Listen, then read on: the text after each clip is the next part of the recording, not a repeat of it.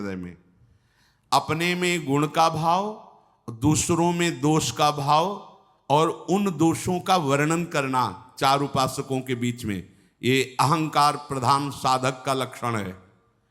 ये बहुत मीठा जहर है। ये जहर सारी सद्वृत्तियों को, दैवी संपदा को खा जाता है। अभिमान ये बड़ा घातक है उपासक के लिए। यदि भगवत कृपा का आश्रय नहीं लिए तो कोई भी साधन करे अभिमान पुष्ट होने लगता है, वाणी से उसके शुरू होने लगता है अभिमान भरी बात, और दूसरों के दोष दर्शन करके उनकी निंदा। अब अभी आप देखिएगा अपने हृदय में, आप कृपाश्रित हृदय का क्या लक्षण और अभिमान जनित हृदय का क्या लक्षण। उपासक से प्रार्थना है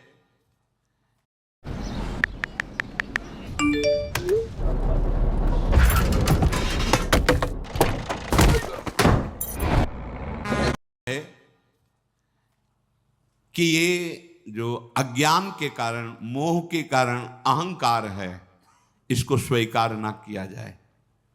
ये मोह ही अहंकार के रूप में झलक रहा है, अर्थात अज्ञान। मोह बड़ा दुख रूप है, ताको मार निकाल, प्रीति जगत की छोड़ दे, तब होवे निस्तार। ये जो अहम से प्यार करने लगते हैं, बहुत सूक्ष्म विषय है। हम दैन्यता दिखाएंगे और वो हमारी बड़ाई कर, बड़े दैन्य हैं। जानते हो क्या हम कर रहे हैं? दैन्यता का प्रदर्शन करके अहंकार का पोषण कर रहे हैं। हम दान करेंगे लेकिन बहुत उदार आत्मा है, बड़े उदार हैं। ये कान सुने, हृदय में गुदगुदी हुई, तो ये दान क्या कर रहा है? अहंकार का हमारे पोषण कर रहा है। बड़ा सूक्ष्म विषय है। ऐसे समस्त चेष्टाओं में ये अहंकार पुष्ट होता रहता है। अहंकार विमूढ़ात्मा करता हमिति मन्यते।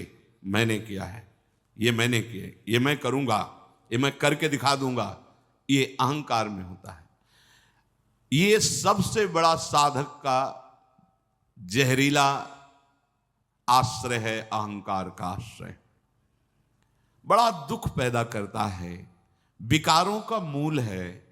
इसलिए मोह का विनाश होना निश्चित है। अगर इस मोह का नाश नहीं हुआ तो यह अहंकार नष्ट नहीं होगा।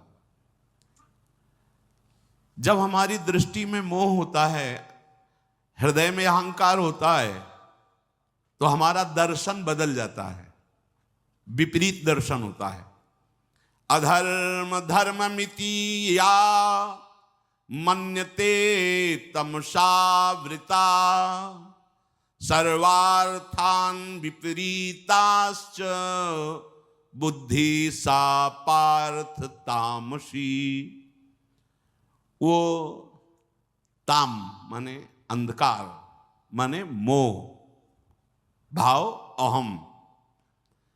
जो अहंकार से युक्त बुद्धि होती है वो अधर्म को धर्म मानती है। ऐसा कुछ नहीं है जैसा आप बोल रहे हैं। जब इनसे बात करो कि नौकरी नहीं लग रही, धन कैसे प्राप्त हो, तो कहते सब बटोर के ले जाओगे क्या? उत्तर है नहीं पास में, कह रहे बटोर के ले जाओगे क्या? विपरीत उसका निर्णय, विपरीत चिंतन जाता है। तामसिक बुद्धि, अहम प्रधान बुद्धि अधर्म को धर्म बताती है। सारे भगवत कार्यों में उसकी अश्रद्धा होती है, उसको हर चीज उल्टा नजर आती है। ये अहम का बड़ा विचित्र राज्य है। इसका भी एक अपना प्रभाव है। जैसे भगवत कृपा का प्रभाव है, ऐसे इसका भी अपना प्रभाव है। अगर कहीं पलट कर अपना चिंतन होने लगे तो इसको अवसर मिल जाएगा। ध्यान देना, हम आश्रित हैं। ये चिंतन जहां छूटा, पलट के अपना चिंतन हुआ, तो ये सांप की तरह फन काट करके, फन फैला करके ये प्रहार कर देगा। भगवत चिंतन में डूबे हुए हैं देवर्षि नारद जी। सुंदर शीतल बंद सुगंध वायु चल रही है, एकांत पर्वत का क्षेत्र है, कहीं कोई शोरगुल नहीं, एकदम समाधि में डूब गए। ऐसी भाव समाधि लगी नारद जी की, देवराजेंद्र घबरा गए कि अगर इस तरह से इनकी समाधि सुरक्षित रही तो ये हमारे देवराज पद को न ले जाएं। उनको सदैव ये डर बना रहता है कि हमारा पद कहीं कुर्सी न छिन जाए। ये पद का एक आकर्षण होता है, पद का एक सुख होता है अहम में, और वो सदैव इस बात का दुख देता रहता है कि कहीं हमारा पद न छिन जाए। तो काम मलय मारो तपसराएं ये सब भेज दिया। वो भगवान के नाम में रूप में इतना डूबे हुए कि कोई प्रभाव नहीं पड़ा। प्रणाम किए काम आदि, बहुत शांत भाव से नारद जी ने कहा कोई बात नहीं, आपका सारा प्रयत्न हो गया, जाओ भगवान हरि का भजन करो, जाओ यहां से। ना तो क्रोध हुआ ना शांत। अब वहां से उठे, सीधे भगवान शंकर के पास गए और बोले काम आया था विजय। क्यों? क्योंकि भगवान शंकर ने क्रोध करके उसे तो ये कब आया? जब अपना चिंतन होने लगा कि हमारे हृदय में तो क्रोध भी नहीं आया, काम का प्रभाव तो पड़ा भी नहीं, क्रोध। फिर आगे की लीला कई बार बता चुके हैं कि इतने बड़े महापुरुष को भी ऐसी दशा आ गई। जब हम भगवत आश्रित तो समभाव, कोई प्रभाव किसी विकार का नहीं, और जब हम ये अपने में देख बैठे कि कोई विकार मेरे में नहीं, तो विकार ऐसे सिद्ध अवतारी महापुरुष के भी हृदय में अपना राज्य कर लिया, और वो लीला चरित्र पूरा है। उपासक जब ये स्वीकार कर लेता है कि मैं गुणवान हूं, मैं महान हूं, वह वहीं से पतन प्रारंभ हो जाता है। सच्चिदानंद प्रभु को छोड़कर कहीं भी आश्रय या सुख बुद्धि होना मतलब खतरा प्रारंभ हो गया है। ध्यान दीजिए, सच्चिदानंद परम सुख स्वरूप प्रभु जो हमारे आश्रयदाता हैं, इनके सिवा कहीं आशा भरोसा हो जाना मतलब अब हमारे परमार्थ का खतरा प्रारंभ हो रहा है। इसलिए कभी ऐसी कल्पना भी ना होने पावे उपासक के हृदय में अपने प्रभु के सिवा किसी अन्य का आश्रय, हृदय में अपने प्रभु के सिवा किसी अन्य का आश्रय।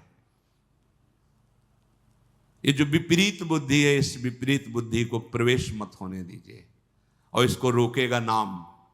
आप नाम जप कर रहे हैं तो विपरीत बुद्धि कोई प्रभाव नहीं डाल पाएगी। नहीं, इतनी बड़ी विपरीत बुद्धि, अधर्मम धर्ममित्या मन्यते तमसाव्रतम, वो अधर्म को ही धर्म मानने लगता है, धर्म में उसकी अरुचि होती है। जैसे दुर्योधन की भगवान संधि दूत बन करके दुर्योधन को सभा में संबोधन किए कि पांडव तुम्हारे भाई हैं, और सही पूछो तो इतना बड़ा वैभव अर्जुन के गांडीव धनुष के प्रभाव से ही एकत्रित हुआ, वो जुआ में जीत लिया। तो मेरी राय तो ये भगवान कह रहे हैं कि आप आधा राज्य वापस कर दीजिए, पर ऐसी वृत्ति तुम में दिखाई नहीं दे रही तो 5 गांव दे दीजिए। तो दुर्योधन ने कहा सुई की नोक के बराबर भी नहीं दूंगा, 5 गांव की बात। देखो, अधार्मिक जो वृत्ति होती है अहम प्रधान, भगवान समझा रहे हैं पर उनकी समझ में नहीं आ रहा। पहले से उसने गुप्त मंत्रणा कर रखी थी, अगर केशव तनिक भी क्रोधावेश धारण करें तो तत्काल उनको बंदी बना लिया जाए और कैद में डाल दिया जाए।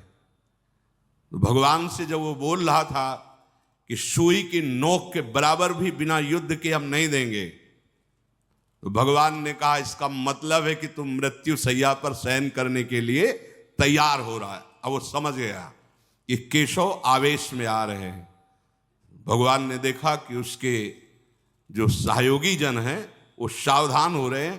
वो पहले ही सात्विकी ने सूचना दे दी थी कि प्रभु सभा में कुछ अमंगल होने वाला है। विदुर जी ने भी रात्रि में समझाया था कि प्रभु आपका आना मुझे ठीक नहीं लग रहा, क्योंकि ये लोग बड़े मलिन बुद्धि वाले हैं। तो भगवान बड़े जोर से अट्टहास किया। एक हंसना होता है, वही अट्टहास बड़ा भयावना होता है। भक्तराज हनुमान जी ने भी अट्टहास किया था।